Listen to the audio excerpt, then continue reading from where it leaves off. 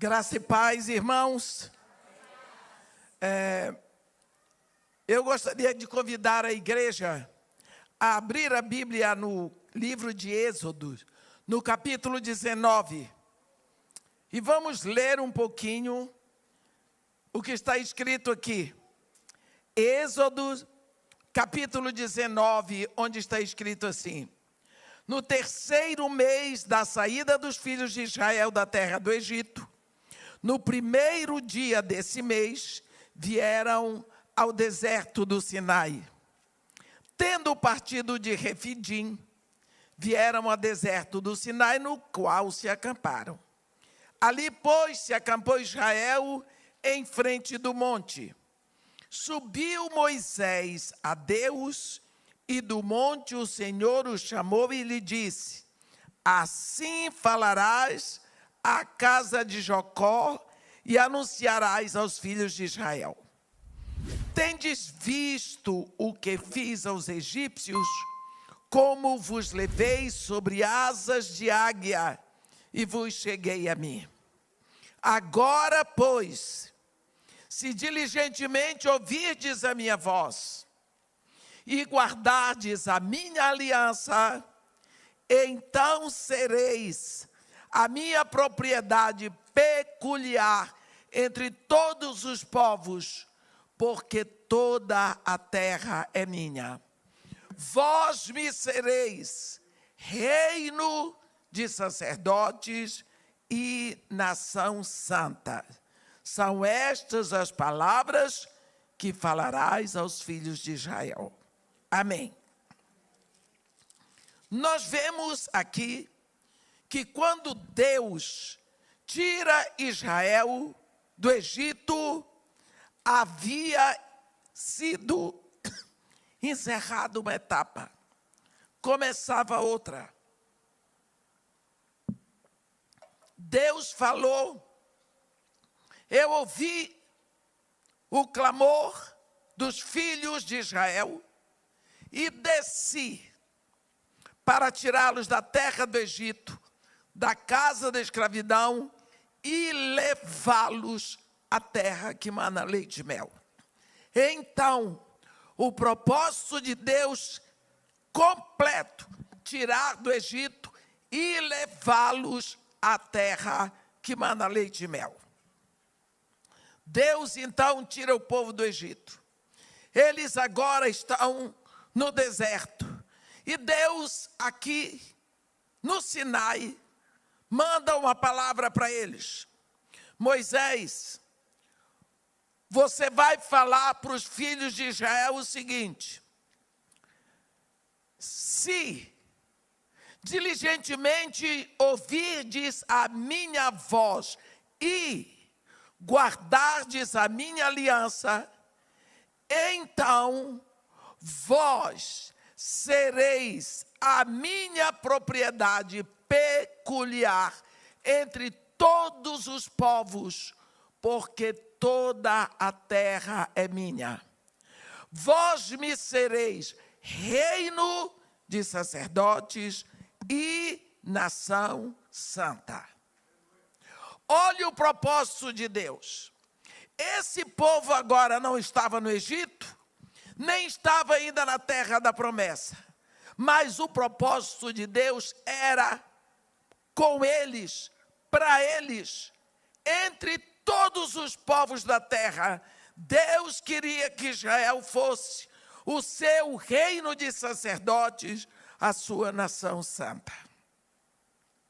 Nós sabemos que isso não aconteceu. Israel quebrou a aliança várias vezes. Eles vieram a adorar outros deuses, se meteram com outros povos, muitas vezes foram levados cativos por causa disso. E hoje nós vemos o que sucedeu. Israel é um povo que não tem mais um templo onde vá adorar. Não tem um sacerdócio para ministrar. Mas será que Deus desistiu de ter aqui na terra um sacerdócio, um reino de sacerdotes, uma nação santa? Nós sabemos, e está escrito no livro de Jó, bem sei que tudo podes e que nenhum dos teus planos será frustrado. Deus não desistiu de ter aqui na terra um reino de sacerdotes, uma nação santa.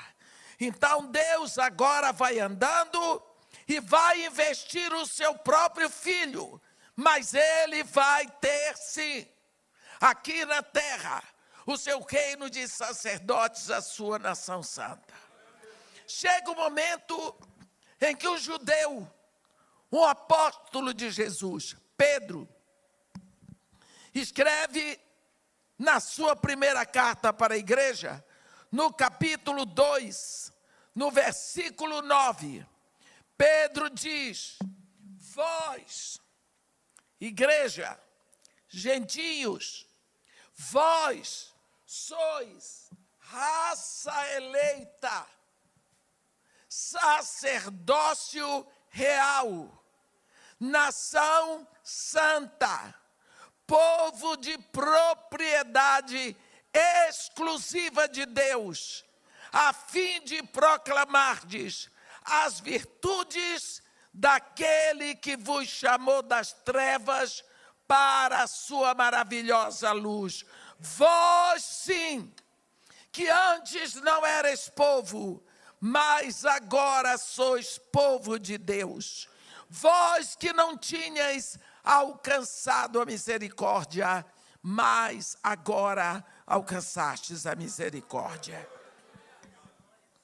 Quando Pedro diz isso, ele diz: aquilo que foi impossível com Israel, Deus agora faz na igreja. Mas aqui, Pedro começa dando algumas indicações. Ele diz: vós sois raça eleita. Raça. Quando nós olhamos para a população mundial, nós vemos que são caracterizadas 4 raças. Quando você olha para uma pessoa branca, de raça branca, você vê imediatamente que ela é branca. Ela não precisa dizer: eu sou descendente de europeus. Você vê, sem mistura.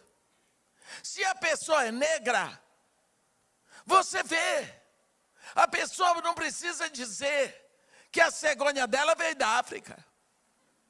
Se a pessoa é do Oriente, seja ele japonês, ou chinês, ou quem sabe, sei lá, coreano, você sabe.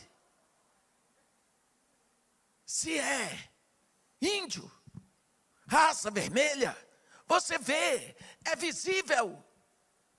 É característico. Quem criou, quem determinou características raciais foi Deus.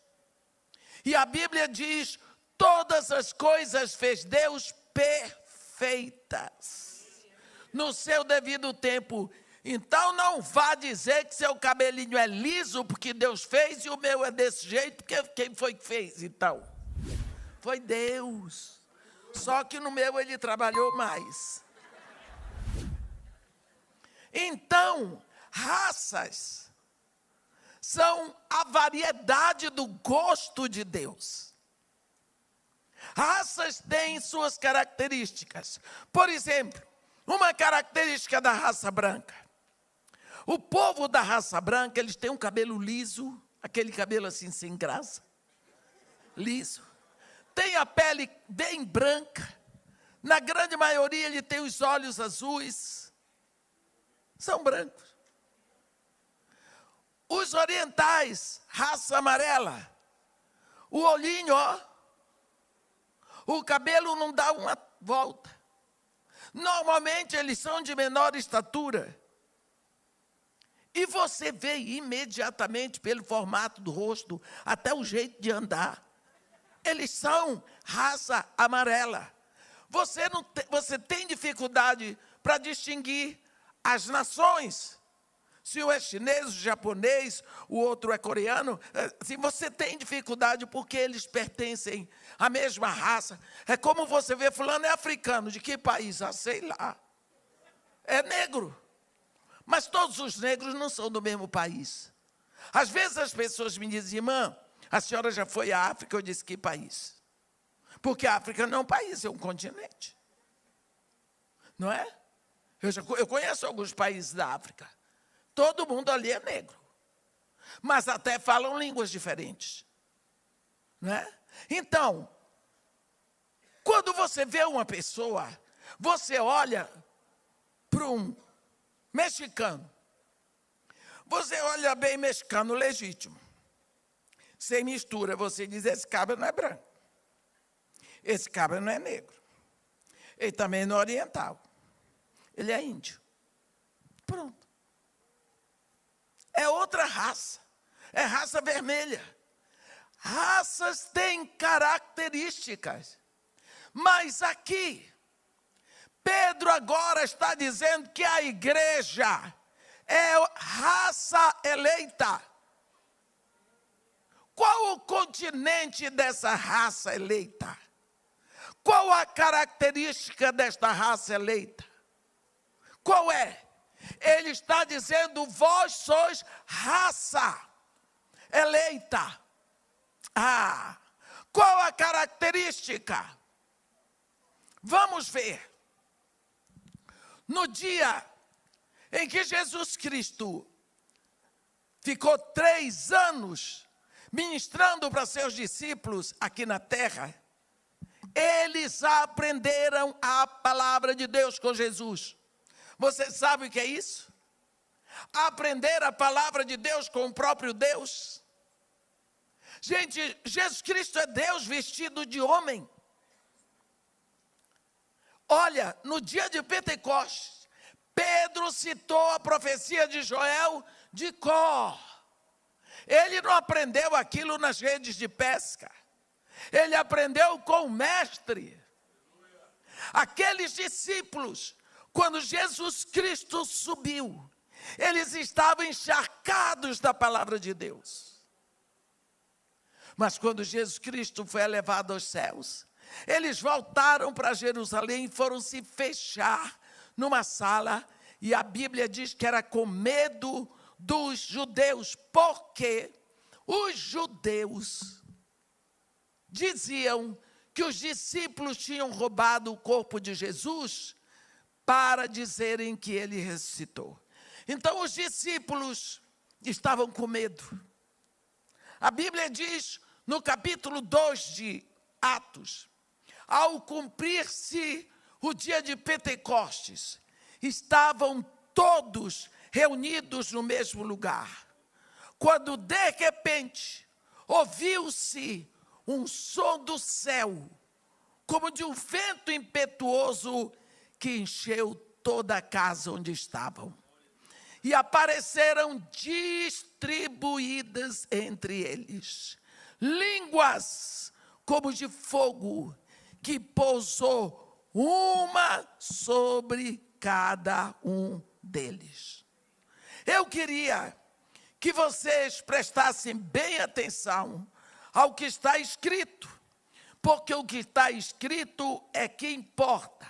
Capítulo 2 de Atos, a Bíblia diz que essas línguas como de fogo pousaram uma sobre cada um deles. Olhe na sua Bíblia em Atos 2. No versículo 2. E de repente veio do céu um som, como de um vento impetuoso, e encheu toda a casa onde estavam sentados. E apareceram distribuídas entre eles línguas como de fogo, e pousou uma sobre cada um deles. Está vendo? E o que foi que aconteceu? Todos ficaram cheios do Espírito Santo e passaram a falar em outras línguas segundo o Espírito lhes concedia que falassem. Preste bem atenção que está escrito. Algumas pessoas dizem que eram por volta de 120 pessoas. Então, 120 línguas como de fogo, uma sobre cada um deles. A Bíblia diz que essas línguas de fogo pousaram. Pousar significa permanecer, encontrar pouso, encontrar morada, encontrar habitação. E naquela hora, todos ficaram cheios do Espírito Santo. O que foi que aconteceu com esse povo? Você lembra que Jesus tinha falado? Lá em Lucas 12, no versículo 49. Eu vim para atear fogo sobre a terra, e bem quisera que já estivesse a arder. Então Jesus Cristo é que está falando de fogo. E ele não é incendiário. Ele vem falando de fogo. A primeira vez que a Bíblia vai falar desse fogo, a Bíblia fala em Gênesis 3:24, quando diz assim: e havendo Deus expulso o homem do jardim, colocou a leste os querubins e uma espada de fogo que se movia em todas as direções para guardar o acesso à árvore da vida. Fogo. Nós lembramos que quando houve o confronto de Elias no Monte Carmelo com os profetas de Baal, Deus respondeu com fogo sobre o sacrifício. E ali nós aprendemos que o Deus que responde com fogo é o nosso Deus.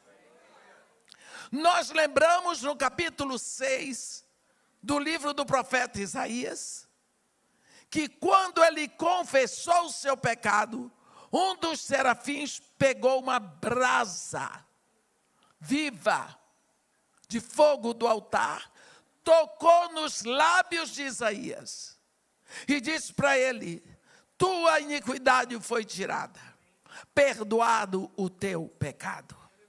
E Isaías não ficou com os lábios deformados. Então existe um fogo que vem do céu. Não é um fogo da terra, é um fogo do céu, que vem da parte de Deus. Um dos símbolos do Espírito Santo é o fogo. Agora, no dia de Pentecostes, este fogo desce, distribuído como línguas de fogo, sobre todos os que conheciam a palavra de Deus. E eles ficam cheios do Espírito Santo. Naquela hora acabou o medo. Naquela hora eles abriram as portas e eles saíram falando em diferentes línguas das maravilhas de Deus. Para onde foi esse fogo? Esse fogo entrou e permaneceu. Este fogo agora vai formar na terra uma raça que nunca tinha acontecido. Olhe bem, no capítulo 14 de João, Jesus Cristo diz assim: eu rogarei ao Pai, e Ele vos enviará o outro Consolador, que ficará no meu lugar. Ele é o Espírito da verdade. Ele vos guiará a toda a verdade. Esse Espírito o mundo não pode receber, porque não o vê, nem o conhece, mas vós o conheceis, porque ele habita convosco e estará em vós. Vou mostrar para vocês, porque isso aqui faz muita diferença. 14, versículo 17. João 14, versículo 17. Você vê Jesus falando do Espírito Santo em dois momentos.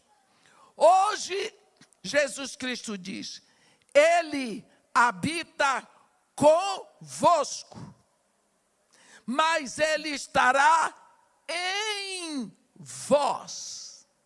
Está escrito aqui, João capítulo 14, versículo 17. Hoje ele habita com, mas amanhã ele estará dentro de vós. Quando Deus enviou a sua palavra, ele colocou a palavra no ventre de uma moça e teceu um corpo para esta palavra. E quando Jesus nasce, ele é a palavra de Deus num corpo de homem. Mas quando Deus vai mandar o seu Espírito, ele manda o seu Espírito para templos vivos. Para você, para mim. O Espírito vem depois que você ouve a palavra da verdade. O Evangelho da salvação. Você crê, você confessa Jesus como o único Senhor, suficiente Salvador.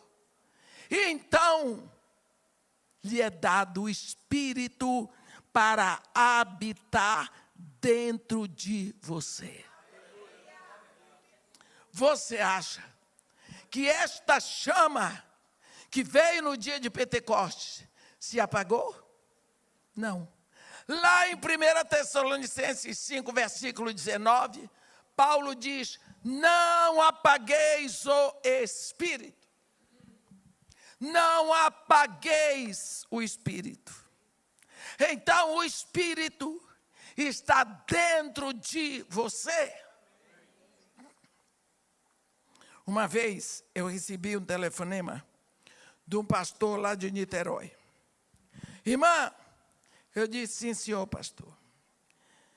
Eu quero que a senhora venha na minha igreja numa quarta-feira. Eu quero que a senhora ministre cada quarta-feira sobre um dos símbolos do Espírito. Eu vi um estudo seu sobre os símbolos do Espírito, eu quero que minha igreja ouça. Eu disse, pastor, não, ele disse, não vou aceitar. A senhora pode levar 10 anos para fazer isso. Toda quarta-feira que a senhora estiver aqui no Rio, que tiver tempo, a senhora liga para mim, eu mando buscar. Mas não diga que a senhora não vem. A senhora tem 10, 15 anos para fazer isso. Eu disse, eu vou. Com uma oferta dessa. São 8 símbolos do Espírito na Bíblia. Quer dizer, eu precisaria de 8 quarta-feiras. Mas nem todas as quarta-feiras minhas estavam livres. E principalmente nem toda quarta-feira estou no Rio. Os símbolos do Espírito são água, fogo, óleo, chuva, sopro, vento, penhor e pomba. Então, quarta-feira, eu teria cada quarta-feira para pregar sobre um desses símbolos. Então, eu disse, pastor, eu aceito o desafio. Se o senhor compreende que eu não posso lhe prometer que eu vou todas as quartas-feiras, assim que eu tiver uma quarta-feira, eu vou começar. E a próxima quarta-feira que eu tinha era na outra semana, e nós começamos. E o primeiro símbolo que eu comecei a falar sobre a pomba, está lá em Gênesis, no capítulo 8, a partir do versículo 8 em diante. Preguei 1h40, eu acho, sobre a pomba. No final, o povo vem, eles querem tirar foto, eles querem abraçar, eles querem conversar, mas quarta-feira, todo mundo, no outro dia vai trabalhar, tem criança para mandar para a escola, e eu estava meio que quebrada. E eu vi um homem assim separado. E eu tive no meu coração a certeza de que aquele homem, ele queria falar comigo, mas ele não queria ficar no meio da muvuca. Aí, eu disse, espera aqui um minutinho. Eu disse, moço, o senhor quer falar comigo? Não, mas é só com a senhora. Aí eu aproveitei a deixa dele e disse, minha gente, vai embora para casa, vão dormir. Amanhã vocês têm que trabalhar. Eu volto aqui outra quarta-feira, tem mais 7 quarta-feiras. Eu tenho que atender aquele pobre irmão ali que está esperando. Eu dei a desculpa do irmão que eu também já queria ir para casa. Aí, eu sei que o povo foi saindo devagar. E eu chamei o irmão. Ele muito sério. Ele disse para mim assim, irmã, o meu assunto é rápido. Eu só quero que a senhora me diga como é que eu faço para ter o Espírito Santo. E eu pensei comigo, aqui é fácil. Eu disse, é fácil. Você só precisa se render a Jesus Cristo como único Senhor, suficiente Salvador, e o Pai lhe dá o Espírito. Ele olhou para a minha cara com tanta raiva. Ele disse para mim, eu já fiz isso há 10 anos, e eu não tenho Espírito Santo. Eu disse, se o senhor ouviu a palavra da verdade, o Evangelho da salvação, o senhor creu, o senhor confessou Jesus, o Espírito Santo lhe foi dado. Não, não foi. Olha agora, situação, o homem estava brabo, ele queria o Espírito Santo. E eu fiz aquela oração de Neemias, Senhor, me socorre, que eu não sei mais do que isso. Sabe, meu irmão, quando você está sendo fabricado lá no ventre de sua mãe, porque seu pai não sabe fazer filho, nem sua mãe, ela descobre quando você já está ali. Aí ela vai dizer para o seu pai que toma um susto. Sabe por quê? Porque quem fez você foi Deus. Seu pai não sabe fazer nem esse microfone? Como é que ia fazer você? Então, Deus, Ele instituiu princípios. Um dos princípios de Deus é o seguinte, um homem com outro homem, 2 homens, uma mulher com outra mulher, 2 mulheres, um homem com uma mulher, formam uma só carne. Todas as vezes que um homem se deita com a mulher, ele entra num princípio leal de Deus. Deus ali pode trazer uma vida que está com ele na eternidade. Deus traz a pessoa e começa a tecer, pega o material que o seu pai deixou no ventre da sua mãe e começou a tecer um corpo para você. E enquanto Deus está tecendo esse corpinho que você tem, Ele vai entremeando dons dele, que são aqueles 7 que estão em Romanos 12, profecia, serviço, ensino, exortação, dar ou contribuir, presidir e misericórdia.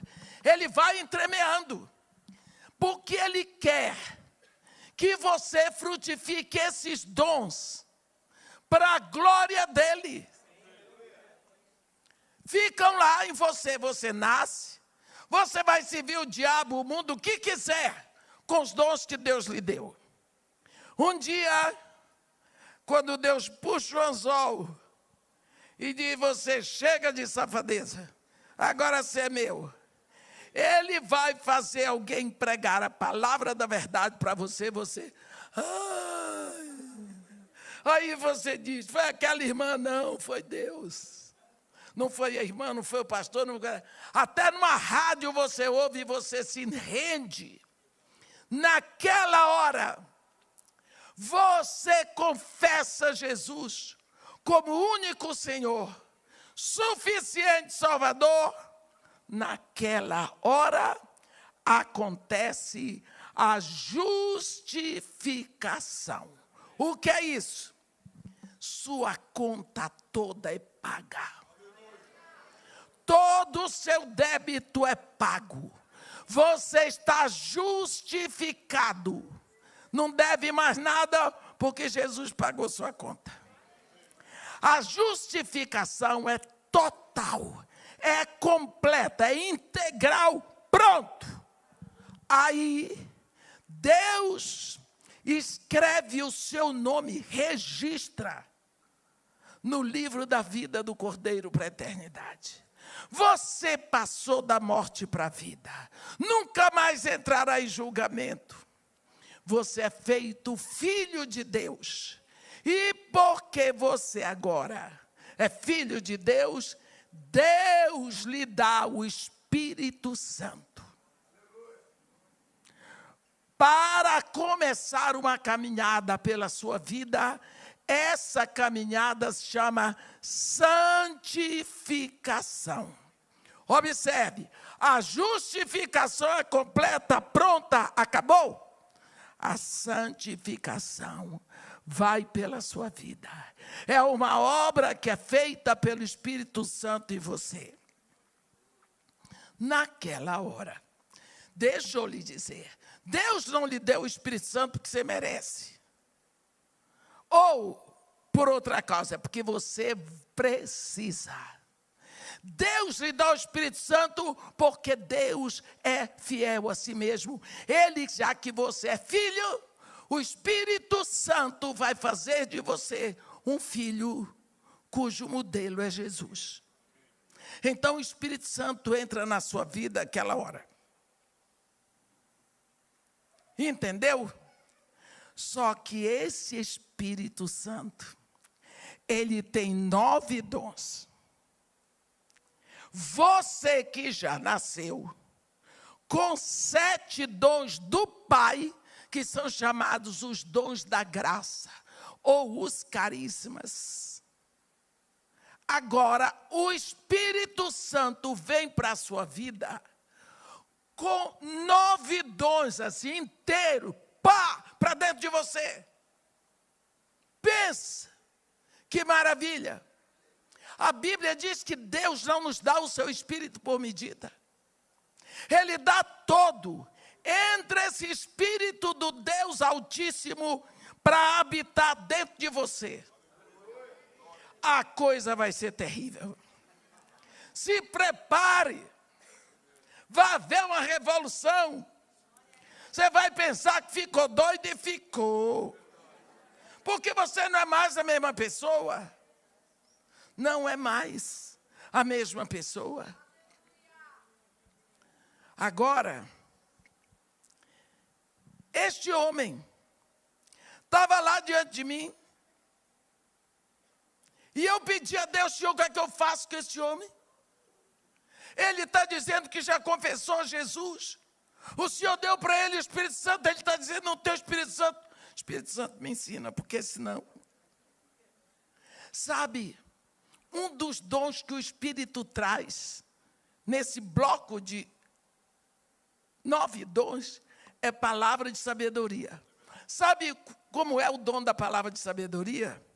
É assim, é uma centelha milimétrica do conhecimento de Deus, que ele despeja assim em você, tchum, e você passa a saber de uma coisa que ninguém lhe disse. Você se lembra de Pedro, lá em Atos 5, quando Ananias chegou na frente dele, entregou toda a oferta, ele disse, Ananias, por que encheu Satanás o teu coração? Para que mentisses ao Espírito Santo, reservando para ti parte do dinheiro da venda da propriedade. Ananias, quem foi que disse para ele? O Espírito Santo. Ele passou a saber de uma coisa que Ananias não tinha dito para ninguém. Naquela hora, o Espírito me assistiu com a palavra de conhecimento. E eu passei a saber de um caso sério. Eu disse, meu irmão, quando você não era crente, sua mulher vinha para a igreja com sua sogra e seus filhos, eles oravam pela sua conversão. Você saía para beber cerveja e jogar futebol com seus amigos. Dia de domingo. Um dia ia ser a festa do Dia dos Pais. E o seu filho ia participar de uma homenagem aos pais, aqui na igreja, no domingo de manhã. E o seu filho disse: papai, vamos na igreja, porque vai ter uma homenagem aos pais. E eu queria que o senhor fosse, porque eu quero homenagear o senhor. E o senhor, meu irmão, veio para a igreja por causa do seu filho. Quando o senhor chegou aqui, Deus usou o pastor da igreja, o anjo da igreja, de uma forma que só Deus sabe fazer. A pregação foi para o senhor. O senhor se lembra que o senhor começou a soluçar no banco, e o senhor veio aqui, ó, bem ali, e o senhor de joelho soluçava e babava, confessando Jesus como o único Senhor, suficiente Salvador. Ele estava olhando assim para mim. Pois é, naquela hora, Deus lhe deu o Espírito Santo. Quando o senhor saiu daqui, sua família gritava de alegria, sua sogra se gabava dos anos de oração, sua esposa também. Todo mundo no seu escritório ficou sabendo, inclusive a sua secretária, que o senhor levava para o chiqueiro, para o motel. Só que tem uma coisa, o senhor sempre se achou um herói. O senhor era o homem mais inteligente. O senhor dizia: meus amigos todos são bobos, não sabem fazer as coisas. Homem é homem. Homem tem suas necessidades. Afinal de contas, eu posso levar quem eu quiser para o motel. Minha esposa não fica sabendo. Meus amigos não sabem fazer as coisas. As esposas descobrem. E que dá essa história de divórcio. Comigo não sabe nada não. Eu sei fazer as coisas. Você se gabava. Você era o garanhão do pedaço. Passados uns 20 dias de que o senhor entregou a sua vida para Jesus Cristo, o senhor começou a pensar de novo. O senhor, meu irmão, não podia levar a sua secretária, porque ela sabia que você agora era um crente. Então você levou a secretária de um arquiteto, seu vizinho ali do prédio, e foi para o motel. E quando veio de lá, você dizia para você mesmo: qual é o problema? Eu sou homem. A carne é fraca. Afinal de contas, Salomão teve tantas mulheres, Davi, até Abraão. Qual o problema? Eu trato bem da minha família, não falta nada.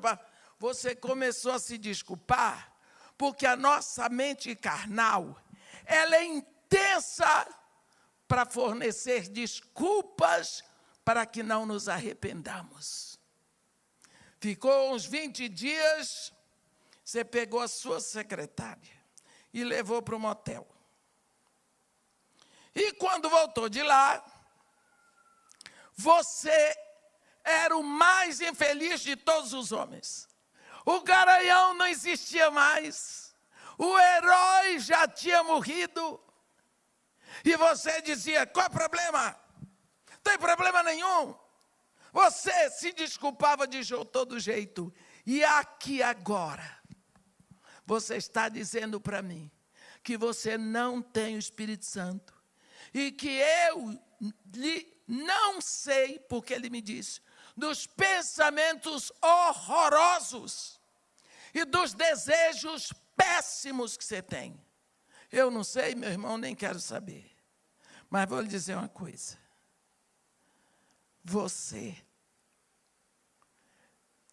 Isso eu lhe digo que é a prova de que o Espírito Santo está na sua vida. Porque o Espírito Santo não acusa. Acusador em grego é Satã, mas o Espírito Santo convence. A essa altura ele chorava que nem um bezerro desmamado. E a pergunta que ele me fez foi: quem lhe disse todas essas coisas? Eu disse: quem foi com você lá no motel? Quem foi com você lá no motel? Me disse. Quem? Eu disse: o Espírito Santo. Meus irmãos, nós não podemos dizer: Espírito Santo, o Senhor fica aqui enquanto eu vou ali fazer uma safadeza e eu já volto. Não. O Espírito Santo habita em você. Você é a casa dele, isso é sério. Ele só vai sair de você na hora que ele lhe entregar para o noivo. Ele veio para isso. Ele lhe foi dado para isso. Aquele homem chorava, coitado. Ele já tinha o Espírito Santo, mas ele não admitia, olhe bem, que o Espírito Santo habitando dentro dele, ele tivesse tantos maus desejos, tantos maus pensamentos. Essa é a prova de que o Espírito Santo está aí. Porque se você não tivesse Espírito Santo, você nem se incomodava com isso. Então, esse Espírito veio para habitar. No dia de Pentecostes, anjos e demônios viram espetáculo em Jerusalém. Eles viram seres humanos serem transformados em candeias vivas, porque aquela língua de fogo entrou e todas as pessoas tinham fogo, um fogaréu aqui. Pedro fez o seu primeiro sermão e 3.000 almas se converteram a Jesus. O Espírito Santo veio sobre elas, 3.000 pessoas com a candeia viva de fogo aqui dentro. No reino do Espírito, todos os seres espirituais olhavam para aquelas pessoas, era uma raça diferente de pessoas. Eles podiam ser negros, brancos, vermelhos, amarelos, mas eles eram identificados pelo fogo. Era a raça eleita que começou na terra. Esta raça, meus irmãos, isso existe. Eu gosto de falar um testemunho que aconteceu no momento que a Ângela estava comigo. Eu estava pregando numa igreja nos arredores de Recife. E vinha uma menina para mim, ela tinha mais ou menos 5, 6 anos, e ela ficava assim. Digamos que eu fosse aquele microfone, ela ficava assim, olhando para mim, olhando. Eu queria que ela chegasse perto para eu dar um abraço. Quando a mãe dela vinha e tirava, a Ângela do meu lado, daqui a pouco ela soltava da mãe, e ela ficava assim, olhando para mim, e eu queria pegar. Eu fazia de conta que ia para dar um abraço, ela corria. Daqui a pouco ia começar o louvor. E ela veio, e aí ela chegou, e a mãe puxando, ela chegou perto de mim e disse: por que que tu pega fogo todinha e não te queimas? Deus tinha aberto a visão espiritual da menina. E ela estava vendo em mim apenas um fogo lá dentro que queimava. O que que Deus fez aquilo, eu não sei. Mas Deus abriu a visão espiritual daquela criança. Você sabe que criança, não é, Ângela? Eles têm esse negócio comigo. Às vezes eu estou pregando, eles me desenham 90% com chamas de fogo. Eu estava pregando um congresso numa igreja da Gávea, lá no Rio de Janeiro.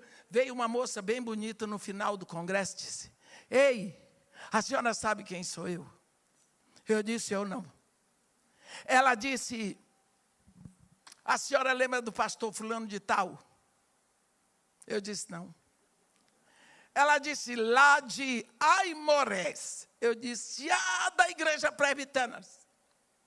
Eu vim aqui para lhe dar um abraço. Eu sou médica da Marinha. A minha irmã está morando na Austrália. Ela sabia que a senhora ia estar pregando o congresso da Gávea. Então ela mandou eu vir aqui lhe dar um abraço. E mandou um desenho no meu celular, eu pegando fogo. Porque eu ia lá, elas eram pequenininhas, assim, 4, 5 anos. Gente, eu estou velha. Eu descobri isso, tem lugares que eu vou, que eu sou sempre a mais velha. Está ficando difícil encontrar mais velho do que eu. Eu estou ficando importante. Aí, elas eram pequenininhas, ela e a irmã. E ela ficava o tempo todo olhando para mim, ela gritava, é fogo, é fogo. Ela começa a falar, sai fogo pela boca.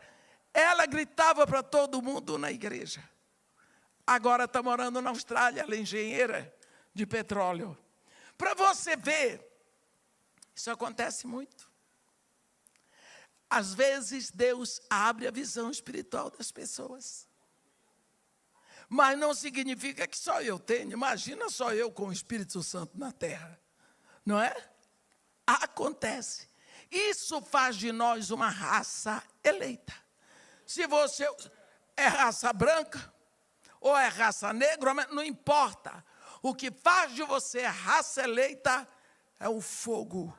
A candeia, o fogo vivo aqui.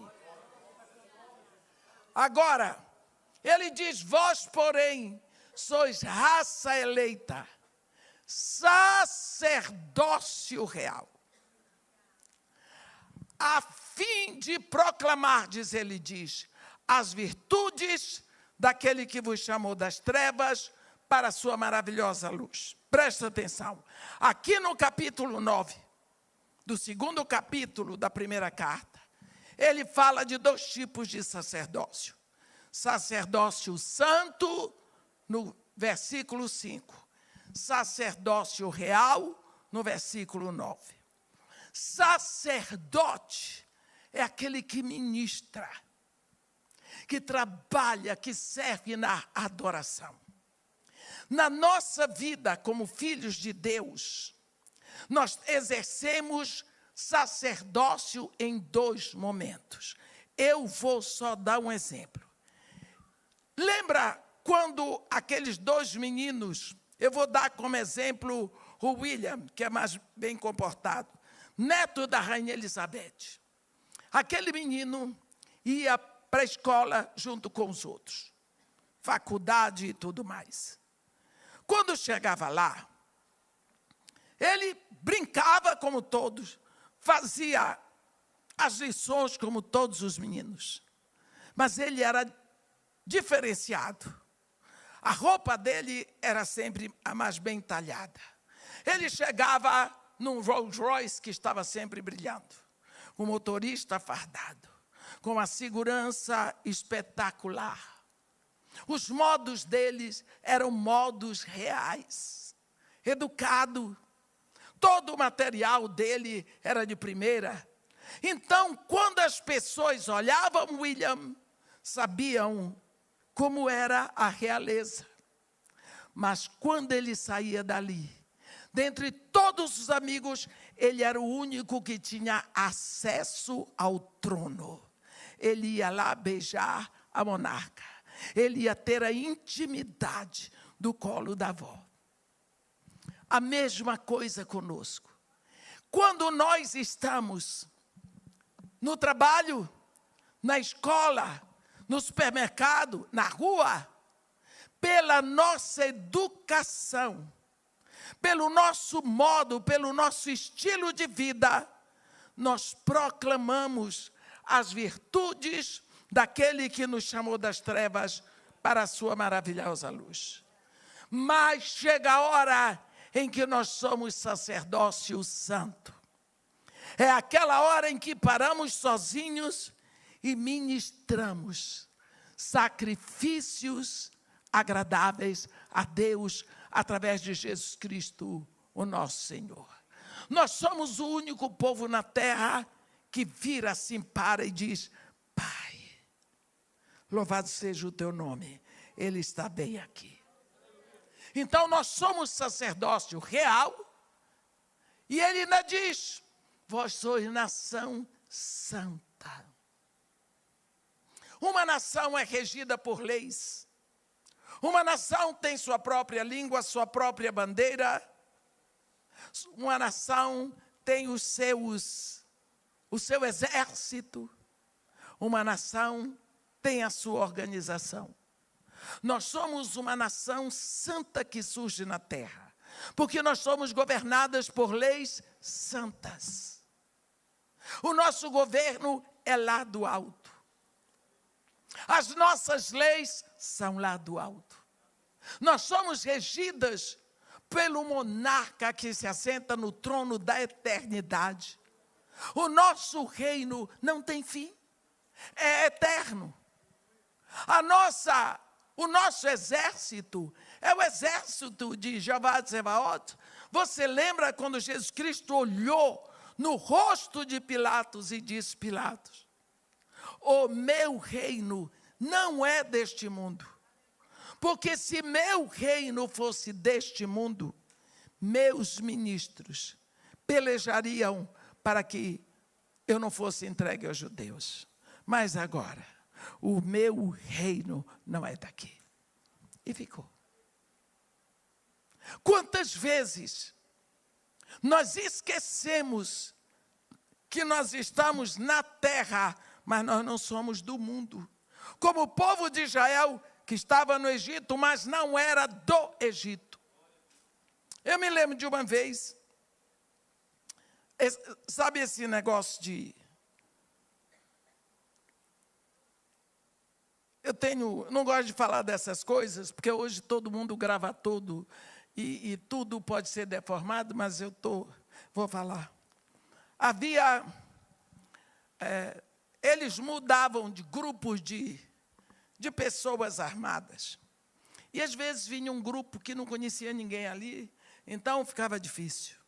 Porque depois que eles conhecem a gente, sabem quem é, mas antes são governados por um gigante chamado medo. Eles têm medo de todo mundo, eles têm medo de tudo e mata. Por que tem medo?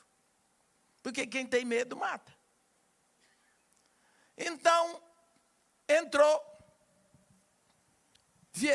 uma turma nova, 5, com fuzil na mão, me pegaram, pá, com fuzil apontado para a minha cabeça. Lógico que eu tremi, esfriei toda e tudo mais. E entre tantas coisas, ele cala a boca. Eu disse: não vou calar a boca, não. Vou encher sua boca de bala. Eu disse: olha, eu posso me dar o luxo de morrer, porque eu tenho casa lá em cima e aqui embaixo. Vocês aqui não têm para onde ir. Aí eu comecei a pregar o evangelho. Daqui a pouco, alguém, olhe, Deus não permitiu que eles movessem o dedo no gatilho. Por quê? Mata, e daí? Qual é o problema? Matou. Não tem lei para eles, contra eles. Então, alguém assoviou, eles foram. Daqui a 3 minutos vieram para me pedir desculpas. Porque alguém disse: não se meta com aquela mulher. Porque eu estou lá agora há 35 anos. Quer dizer, eu cheguei primeiro do que todos eles. É difícil, mas é assim. Agora, se eles soubessem o exército que estava ali a meu favor, eles não conseguiram apertar o gatilho, meus irmãos. Não conseguiram apertar o gatilho. A casa de Maria e Marta, eu comprei, segui, fui construindo 4 andares, é igual uma torre. Aqui, desse lado, tem um barraco, nós sempre vivemos em paz, todo mundo ali. E aqui em cima, do primeiro andar, eu fiz a janela, que é a única entrada de ar que tem para a sala, uma das salas onde as crianças ficam. Essa senhora da frente morreu. E eu disse, e o filho dela, um homem já de quase 60 anos, construiu lá em cima, tipo uma suíte, e trouxe para lá o que ele chamava de esposa, uma garota de 14 anos. Boa, né? E o que você acha? Com a janela dele a 30 centímetros da janela da sala das crianças, as crianças ficavam olhando. Como que você vai proibir criança de olhar para uma coisa assim? Aí ele foi lá na casa de Maria e Marta e disse para a Patrícia: cadê a mulher? A dona?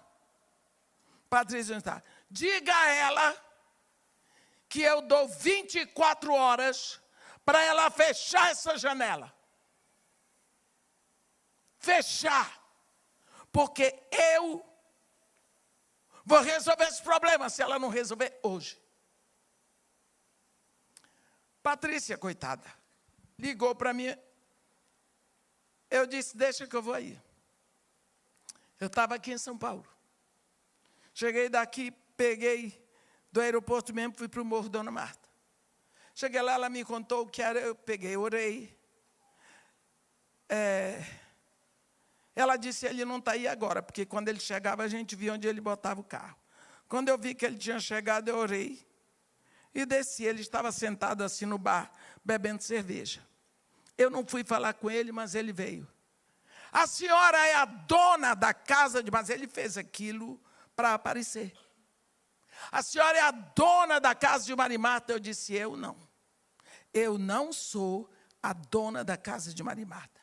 Ué, mas quem é o dono? Se o dono é Jesus Cristo, o Filho de Deus. Eu não quero saber disso.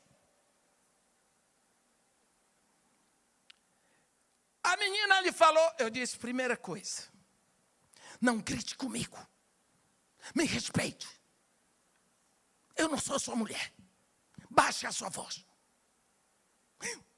Porque se a gente amolece, aí ele queria se mostrar autoridade, disse: não brinque comigo. Sim, mas eu deixei um recado para a senhora. Você deixou o recado comigo, mas você tem que falar com o dono da casa. É o dono da casa. Além do mais, deixa eu lhe dizer, existe uma lei aqui na favela. Ninguém pode construir um barraco a menos de 50 centímetros do outro. De menos de meio metro. O senhor construiu lá a sua suíte a 30 centímetros. Mas essa história de falar com o dono, eu disse: é o dono. Ou o senhor fala com ele, ou eu não posso resolver. Ou esta janela vai ser fechada. Ou em 24 horas eu vou fechar. Eu disse: tudo bem. Com certeza ele já ouviu. Obedecer ao senhor vai ser mais difícil, né? Tchau. Fui para casa. 11 horas da noite. O coração dele explodiu. Ele teve um infarto. Jesus Cristo resolveu o problema. Às vezes, Jesus Cristo resolve o problema assim. Às vezes, ele deixa a gente apanhar. É tudo segundo a vontade dele. O que eu quero dizer para vocês é que eu tenho visto este reino. Eu tenho visto coisas que eu não poderia ficar aqui 2, 3 dias dizendo para vocês. Eu conheço esse reino eterno palpável nas minhas mãos. Eu conheço o milagre, meu irmão. Eu já vi muita coisa acontecer. Eu me lembro de uma vez que eu cheguei de uma igreja. E por que eu estou falando isso tudo? Está na hora de eu terminar aqui. Vou contar só isso para vocês. Eu cheguei de uma igreja dessas que não leva em consideração nem o que a gente pagou de táxi, porque as igrejas têm que pagar a nossa passagem. Mas acontece que eu não moro no aeroporto, né? Então, dessas que acabou, tudo bem. Eu não tenho que reclamar isso de ninguém. Porque eu trabalho para o Senhor. E Ele sempre supriu. Se eu mando uma pessoa fazer o trabalho para mim, eu vou suprir. Não foi Deus que me chamou? Então Ele vai suprir. Nunca me deixou em falta. Tinha eu voltado de uma igreja que deixou a zero. Quando chegou em casa, eu com a outra missionária que andava comigo, a Kay, uma inglesa, a gente disse: e agora? Eu disse: olha, liguei para para lá, para o morro. E eu disse, como é que estão as coisas aí? Qual é a primeira coisa que vai faltar essa semana? Olha, nós temos arroz até quarta-feira, para quinta não tem mais. Eu disse as outras coisas têm para essa semana. Eu disse, então, vamos fazer o seguinte, Kay. Vamos ao supermercado e vamos começar a comprar arroz para quinta, sexta e a semana que vem. Fomos lá. Eu me lembro, era no tempo das sendas. Tinha aqui esse supermercado, sendas. Nós compramos 12 pacotes de 5 quilos de arroz parboilizado ouro. Eu botei no carrinho, no carro, e nós fomos para o morro, para a favela. Só que ela era inglesa, ela estava esperando um documento que vinha da Inglaterra. Eu disse, Kay, vamos logo lá na minha igreja. A gente pega o seu documento, depois vem para o morro e depois vai para casa para fazer o almoço. Fomos primeiro na igreja. Deixei o carro lá. Naquela época eu tinha um Gol. E nós fomos na secretaria e a moça entregou para ela o documento. Nisso chegou Hugh Murdoch. Ele era o presidente do PCC, da igreja Parish Council Congregation. A igreja é toda em inglês. Aí, ele disse, Edmé, como vão as coisas? Eu disse, está tudo bem, graças a Deus. E a casa de Maria e Marta, eu disse, está tudo bem. Só que a minha igreja não quer nada com o meu projeto. Eles disseram para mim, Edmé, esse projeto é seu, você é responsável. Nós não podemos assumir responsabilidade. A única coisa que nós vamos fazer para lhe ajudar é o seguinte, o dízimo e a oferta que você deveria entregar na igreja, você segura ele e aplica no seu projeto. Essa é a ajuda que a igreja vai dar para o seu projeto. Tudo bem.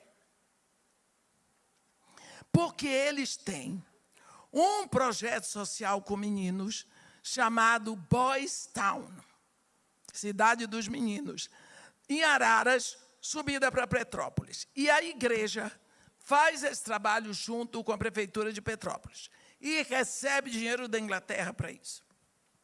Quando eu chego lá, ele diz, pois é, o Hugh disse para a secretária e para nós, ontem eu estive em Boys Town, os meninos estão sem comer arroz, porque não tem um grão de arroz.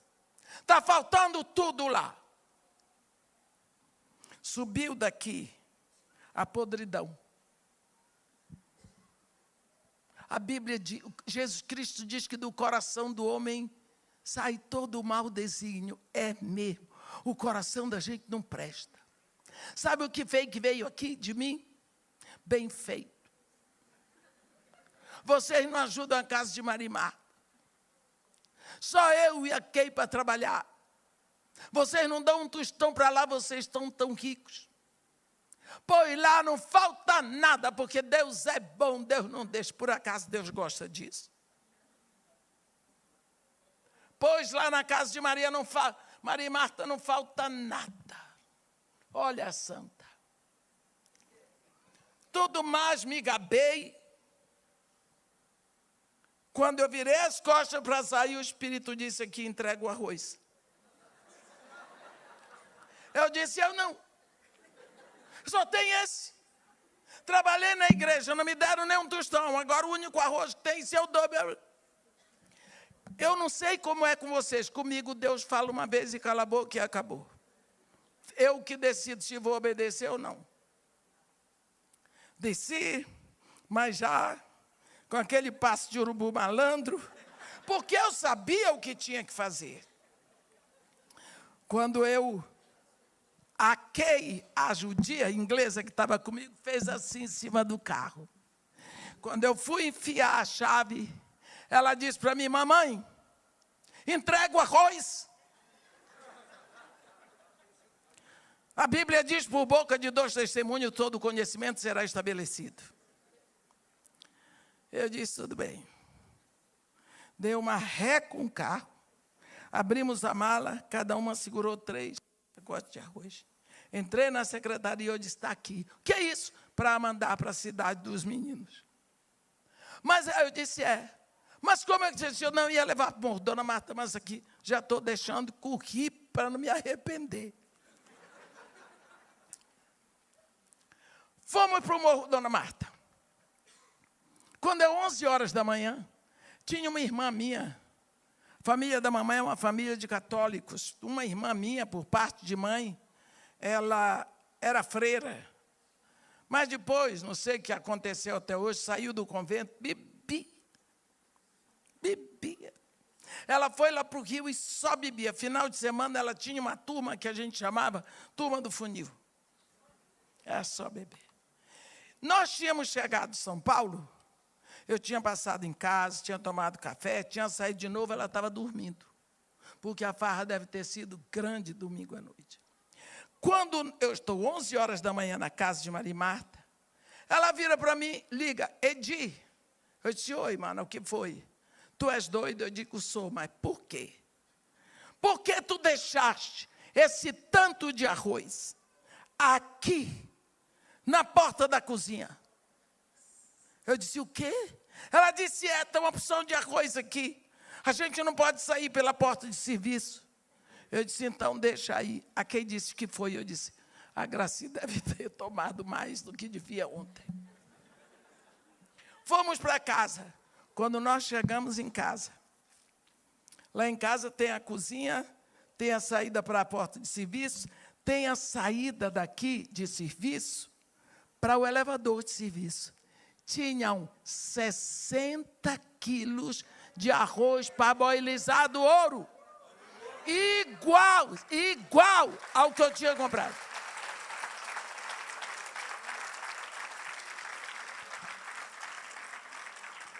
O que é que eu pensei? A igreja mandou devolver. Mas como que ia entrar pela porta do fundo? Liguei para a igreja.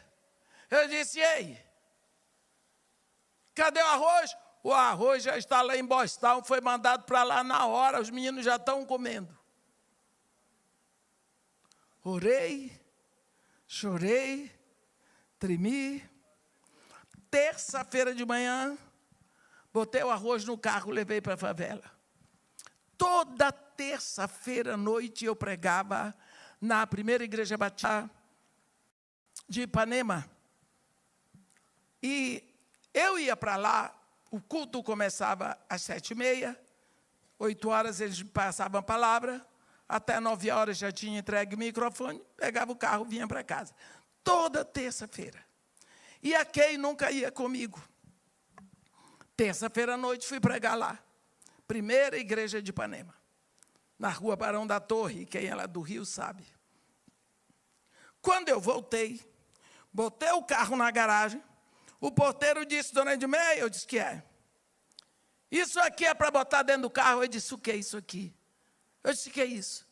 Aqueles 2 homens passaram pela senhora, que cumprimentaram a senhora, deixaram isso aqui para a senhora. Eu não tinha visto homem nenhum falar comigo.